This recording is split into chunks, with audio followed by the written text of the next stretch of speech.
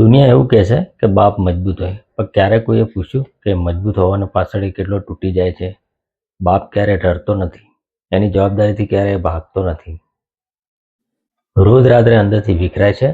સવારે સૌથી વહેલા ઉઠે છે બાપ, અને રાત્રે સૌથી છેલ્લે સૂવે છે એ પણ બાપ.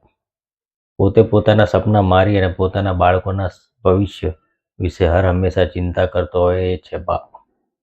બાપ પોતાના સંતાનો અને પરિવાર સિવાય બીજું કંઈ વિચારતો જ નથી. વરસાદ હોય, તડકો હોય, પોતે બીમાર હોય, છતાંય એક દિવસ પણ કામે જવાનું ચૂકતો નથી. કેમ કે એને ખબર છે કે જો ઘરમાં પૈસાની તંગી પડશે તો સૌથી પહેલા પોતાના પરિવારને તકલીફ પડશે.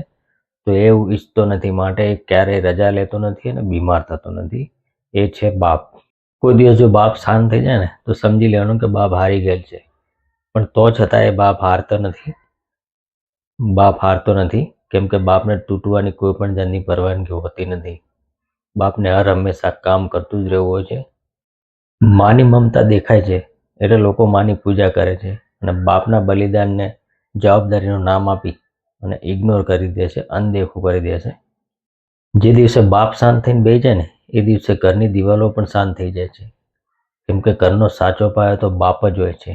બાપ વિના કશું જ નથી. મા પોતાના બાળકને આઈ લવ યુ કહી શકે છે, પણ બાપ કહેતો નથી. મા વિશે ઘણું બધું લખ્યું, પણ બાપ વિશે કશું લખ્યું નથી. બાપ વિશે બે પંક્તિ કહીશ કે બાપ રોટી છે, કપડાં છે, મકાન છે. બાપ નાના છોકરાનું આખું આસમાન છે. બાપ છે તો છોકરાના બધા સપના છે, અને બાપ છે તો બધા જ રમકડા તમારા છે. એટલા માટે જ કહેવામાં આવે છે મા અને બાપ બંનેની કદર કરો.